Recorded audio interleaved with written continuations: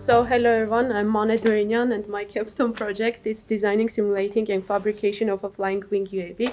My supervisors being Mr. Levon Stepanyan, Mr. Vahani Gitkhanyan and advisor being Dr. Hracha Kocharyan. So today's agenda, we are going to talk about the purpose of this UAV, requirements of the design, model selection, reverse engineering process, structure of the UAV itself, simulations which include 2D simulation and CFD analysis, manufacturing process, and of course we are going to have testing. So aerial photography, it's a process of taking images from elevated points. And for those purposes, usually satellites, airplanes, and balloons are being used. And during these past decades, UAVs also become part of this procedure. UAV, as we know, are unmanned aerial vehicles, referred to aircraft that operates without a human pilot on board. There are three main types of UAVs, very popular. For example, multi-rotor, which can take which have vertical takeoffs and landings. Fixed-wing UAVs, which offer longer flight time, and VTOL UAVs, which are basically a mixture of previous two ones.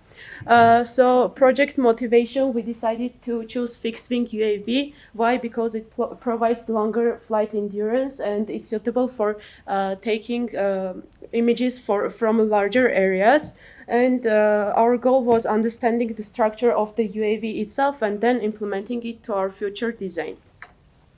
When going over the ideas and designs of various fixed-wing UAVs, my eye went onto the flying wing design. As you can see, the structure of the flying wing is basically, it consists of only its wings. It doesn't have any separate fuselage, as you can say. It lacks the vertical stabilizer, the rudder. It provides smooth and stable flight, high lift drag to ratio, and it is very efficient in case of a power consumption.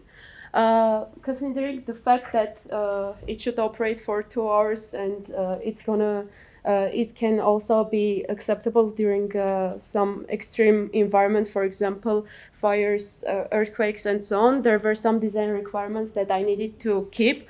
The first thing is that the UAV should have been very compact because we wanted it to be transportable with the car, and the wings should have been detachable, so it will be easier for us to carry that into a car's trunk. And for that reasons, I decided to keep the wingspan of the UAV 1.6 up to 7 meters, and also the wings are being detachable from the fuselage. It should withstand 2 hours flight duration, as I mentioned, because we need larger areas to be scanned and we don't want to have multiple landings and takeoffs. It should carry 300-gram payload capacity, which in the future work is going to be camera. We didn't integrate it because of some budget limitations, so we considered the weight of the camera for future work. This is a prototype, so we wanted it to be 3D printed.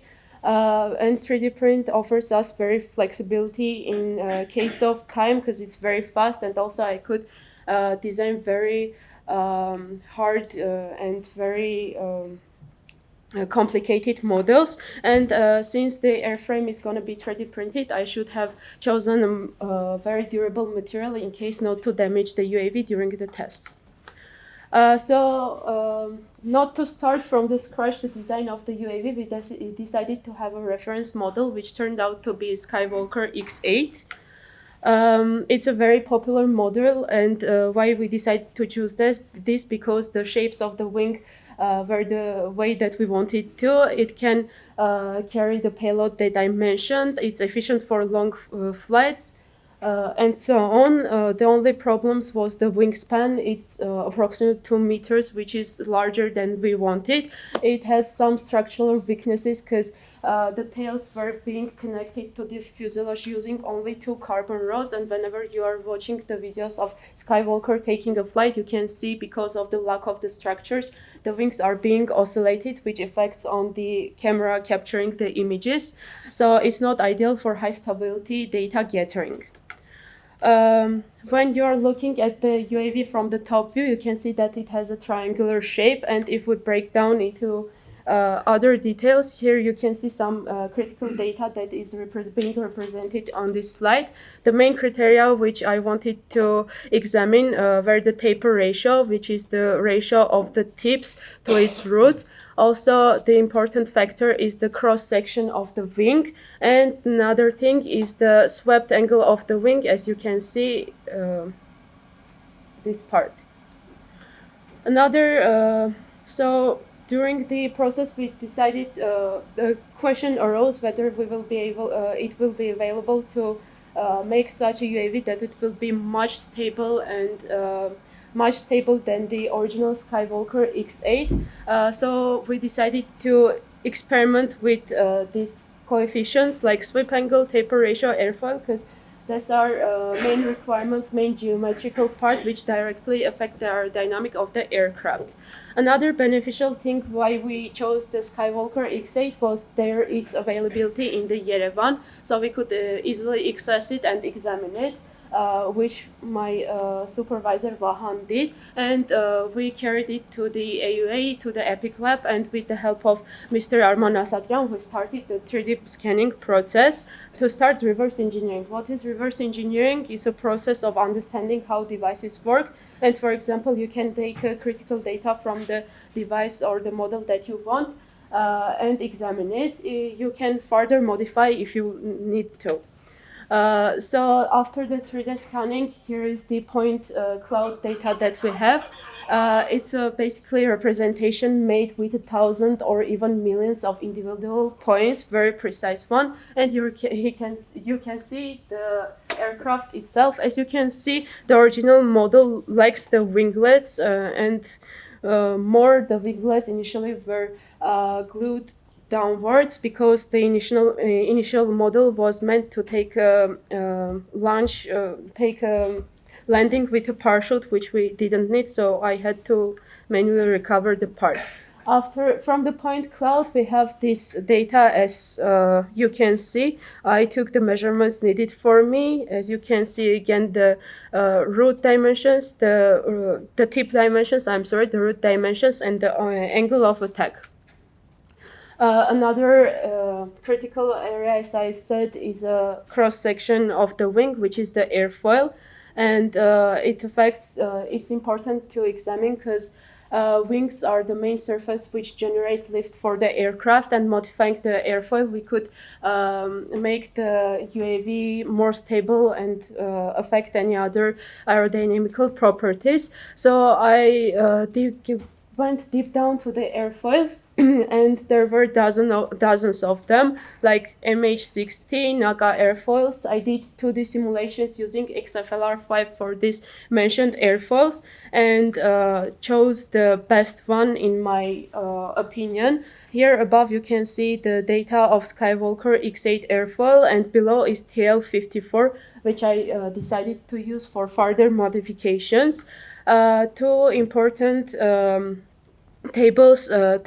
graphics that I mainly look into is the lift versus angle of attack graph. Here you can see, even though they're approximately having the same lift coefficient, but as you can see, the slope of the Skywalker X8 changes drastically, which indicates the stall behavior of the UAV. And another interesting thing was the lift to drag ratio. Here you can see that the TL54 offers much higher lift with a lower drag coefficient. So I decided that maybe we can implement this.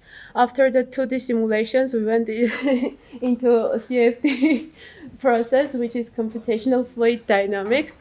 It simulates fluid gas behavior using physical equations such as conservation of mass, momentum, and energy. And in aerodynamic, it is vitally used because it can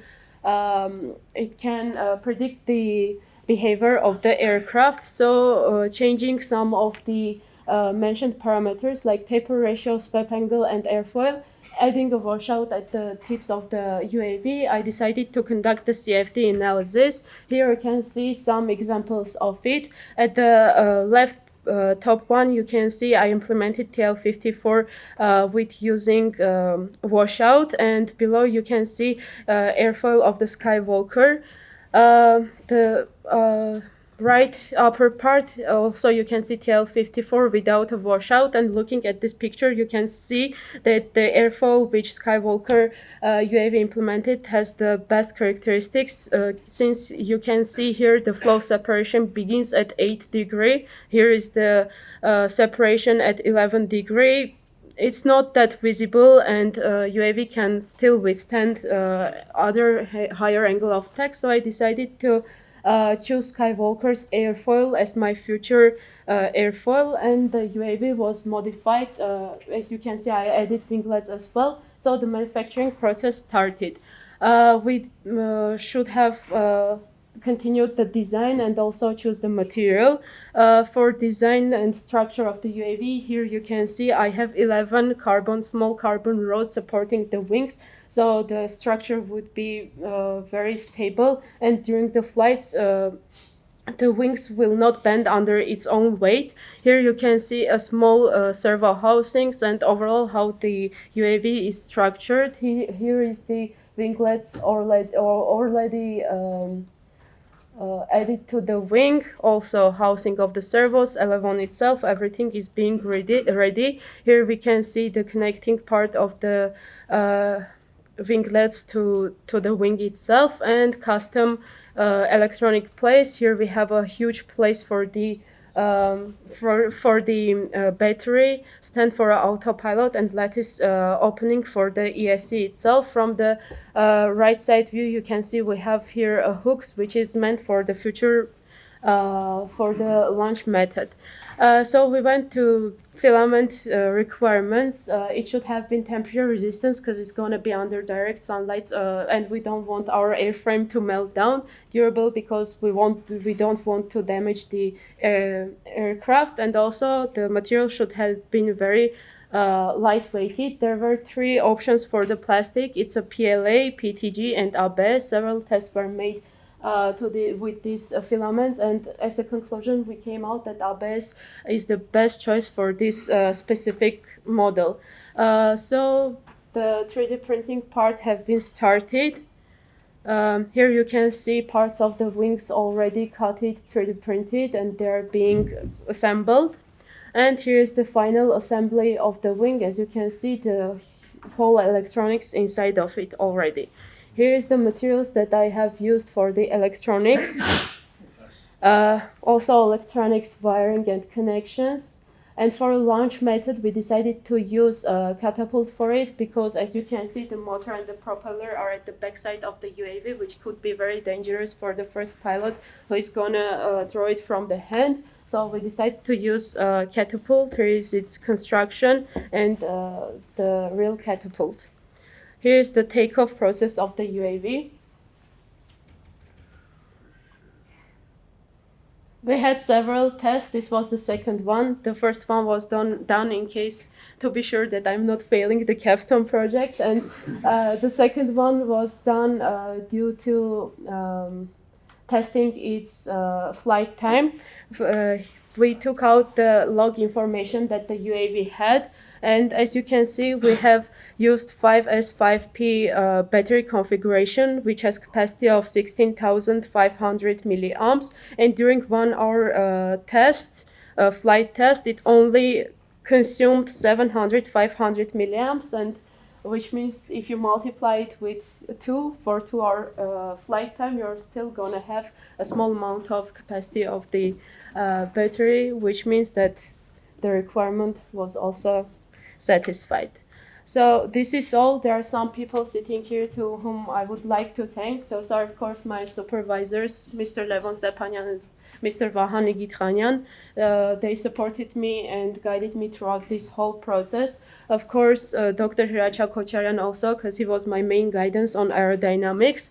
And also I want to thank Dr. Oshin Piromian for introducing me to CFD analysis and being patient while I was studying it. Thank you very much.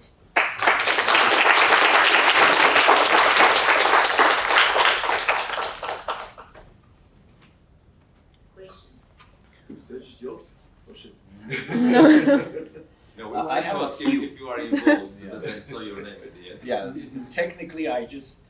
He was not provided answering to my little bit questions. guidance and never answered questions, but you mentioned that you played around with the sweep and taper ratio, right? So the aspect ratio was fixed? Yes, it was fixed. So you I didn't basically change. didn't play around with the aspect No. ratio, just taper ratio and sweep? Mhm. And how did you, what did you use to optimize what taper ratio and sweep? Or did you just use a specific taper ratio and sweep? I used the specific taper ratio. This 0.38 was the from the original Skywalker X8, and for the Model 2 and Model 3, I was just experimenting with the geometry of the wing, mainly from the literature. I was changing the swept angle because I heard that it's beneficial to have a swept angle from 27 to 30 degrees. And mainly by changing the swept angle, I was also changing the taper ratio and seeing how things affect to the wing.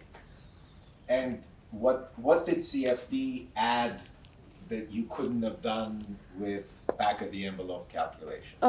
What If what I did you gain by doing CFD? if I didn't have the CFD, I don't know. I maybe should have been 3D printing two UAVs to test to see which one of them is the best, because 2D simulations didn't give as much information as we can see, because when I was testing the airfoils, I saw that TL54 has a could modify the UAV itself, but turned out when I implemented it to this UAV, Skywalker airfoil was the best. So I think maybe if CFD wasn't there, I wouldn't be able to gain such information like which model would be best for future manufacturing process. Maybe I should have had a longer time to 3D print two or maybe three UAVs to test and go into log information, seeing which one is more stable, which one, how do they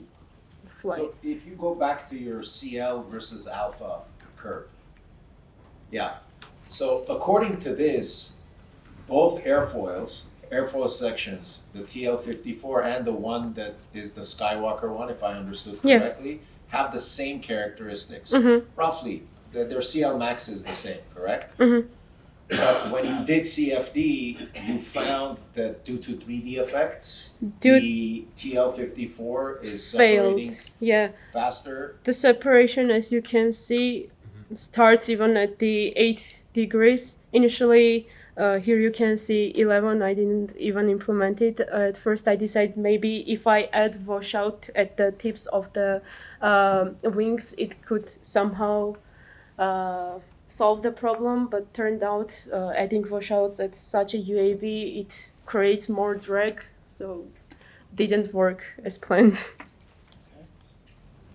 I have a question. I got my hand.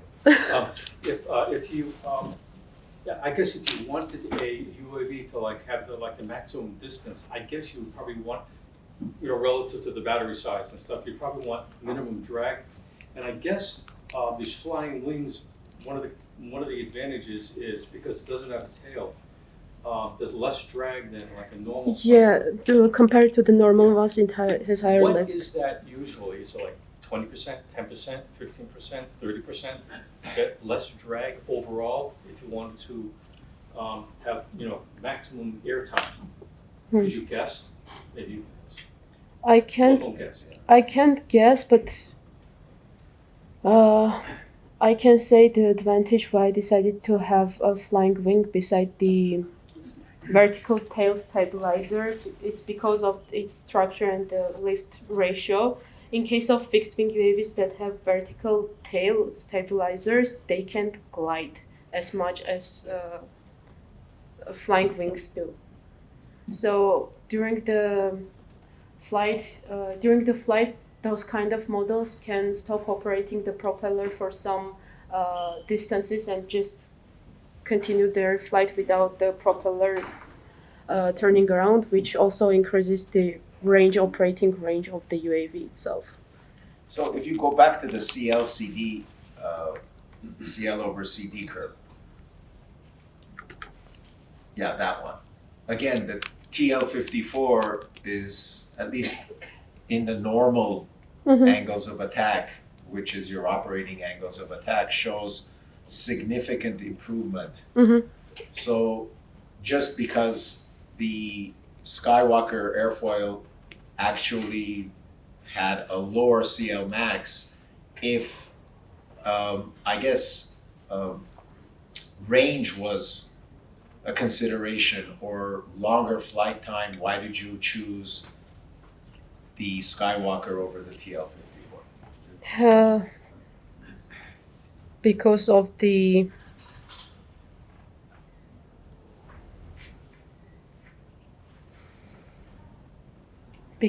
stalling effects. Since I don't know who is gonna operate this UAV, what kind of angles they are going to give the UAV while filming the doing the mapping process, I was afraid that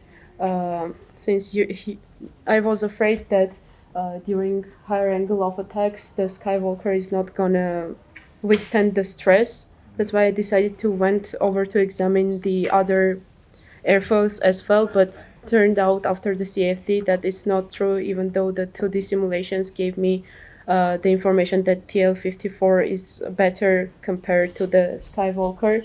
Still, they failed at a lower angle of attacks. So what is the flight actually in cruise? What is the angle of attack of flight? Angle of attack? Yeah, when it's going basically in a straight. line, do you have to give it an angle of attack, or your wings already have a geometric angle of attack? No, they do not have geometrical angle of attack, and when looking at the log, we saw that it had 7 angles tilted upwards. But I During guess flight. during flight, but I guess that's a normal thing for flying wings because their CG is a little bit farther than the other fixed wing UAVs. A very quick question. You mentioned about the efficiency. Have you looked for the gliding endurance? Have you looked into the AG series for the Air Force? What kind of airfoils? AG series. There is a specific series called AG, which is for the air gliding. They have more flat bottom. Oh no, I went to the airfoils that are represented for specifically flying wings. They a little bit differ from the normal ones. I'm sorry, give me some time to find the picture of it. Here you can see the symmetrical and cambered airfoil. In case of the flying wings UAVs, we are using specifically those kind of reflex camber airfoils because they have, as you can see, a little bit upward edge. So I didn't consider any other airfoils. I'm only stuck with the reflex chambers. The reason is because you don't have the. The reason is because I don't have a vertical stabilizer and it somehow needed to stabilize itself. Those kind of airfoils give positive pitching moment to the aircraft, so the nose of the aircraft is going to be slightly more than the fixed wings, other wings. Have you flown with an onboard camera yet or no? No, because there's a budget limitation. This whole UAV costed more than $500, and some of the materials were covered not only by the university but also with help of a Vahan. So Borrow from I can say that since the wings are detachable, for the future works, whenever we have a camera, I can manufacture and redesign the UAV, adding a place for the camera, and it's gonna fly. As I mentioned, we considered the 300-gram payload that is gonna be for the camera, and it was tested with the same amount as I mentioned. We're afraid to break the full frame camera, so it costs a lot of money to full frame camera. You should sell the wings back to a junior. Or the design, sell the design. I'm not gonna sell the design. I worked hard for that. Comment. I'd like to know, in case it lose signals during flight, that have the ability to return to the takeoff position? I can't answer to that question because I didn't do the electronics part. My job was mainly examining and manufacturing, designing parts. So I can't say that. You don't want to lose it. Yeah, we don't want to. Ekcan, you had a comment. Yeah, I wanted to say for such cases, if you will need some assistance, like with the camera and stuff, you can always reach out our lab, Puzzle. Because besides the space, we also had an experience with some specific UAVs, particularly with the long endurance and solar. So you know that. So you can reach us. We like collaborations. We will reach out. Thank you. Comment? Questions? We can have one last question. Okay. Thank you, Monica. Thank you.